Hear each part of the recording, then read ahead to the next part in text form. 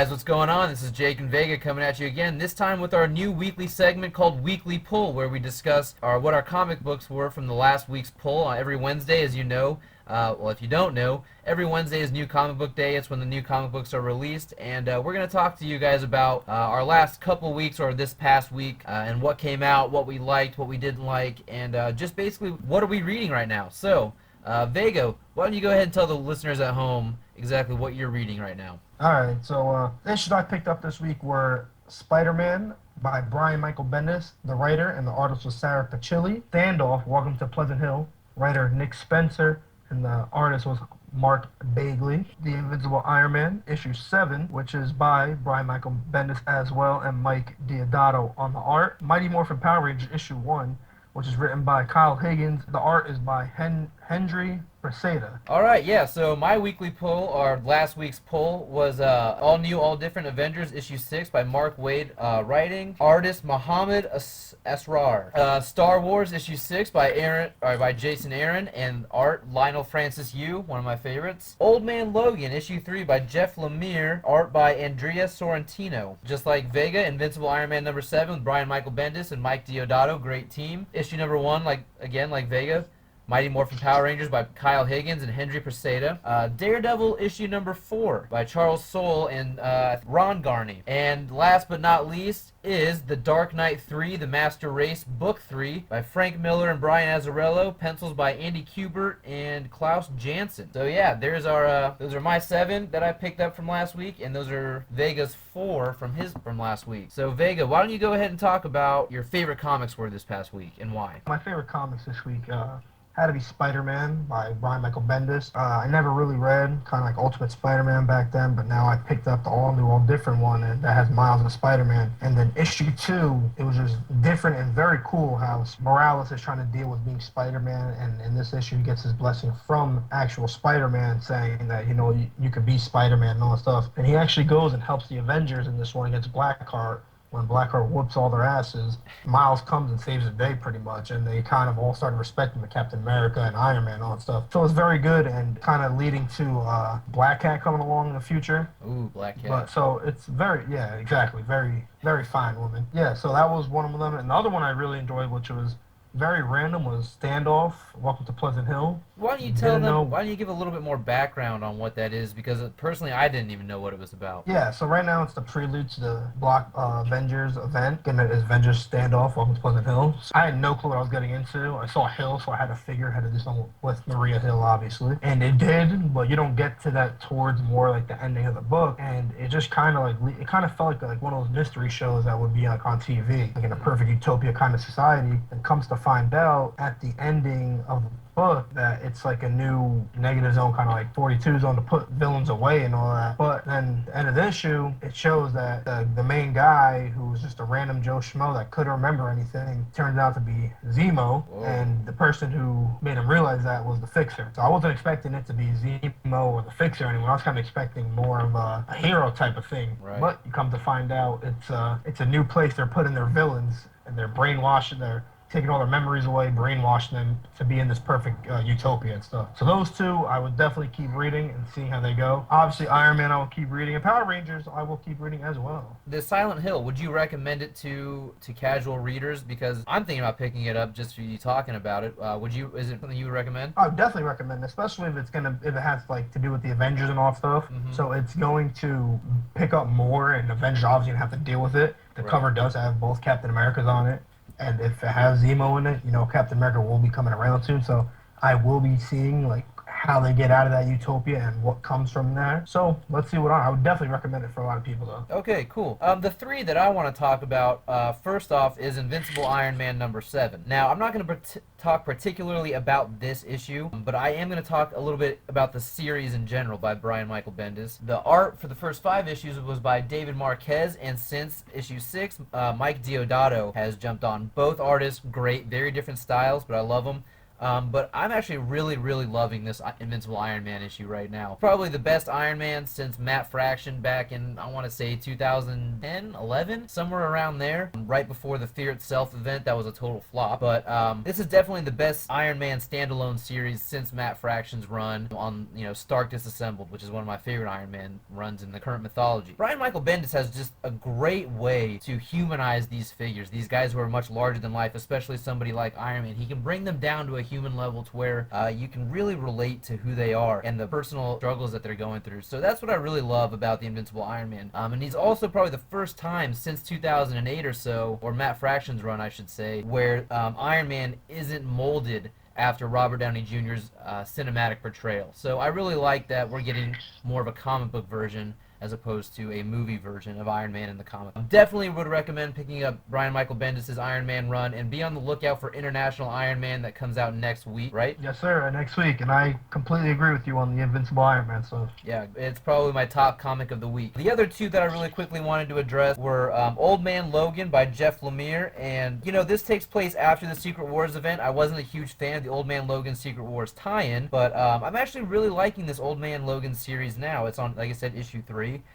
This issue, he ran into Kate Bishop, who is the female version of Hawkeye, kind of. It's been a bit slow going, but it's basically Old Man Logan transported back to the past, and we're not exactly sure what past he's in. We just know it is the past, and he spends this whole issue with Kate Bishop, and at the very end, we see Old Man Steve Rogers in the very last panel. So it's definitely got me intrigued to pick up the next issue, and the art is very similar to the Secret Wars tie-in, so if you were a fan of that, I'd recommend that as well. And then the last one that I really want to talk about is Mighty Morphin Power Rangers #1. Now, obviously, in case you guys don't know, this was preceded by an issue 0. Those copies sold so crazy, I mean, it was really hard to find any of them. Anyway, so issue 1 comes with smorgasbord of variant covers. I love the cover that I got, but issue 1, I really like it. It transported me back to when I was a kid watching the Power Rangers live action. There's a lot of things that I didn't remember about, like the putties being molded and the villains being molded, and Rita Repulsa kind of like striking life into them and they come alive.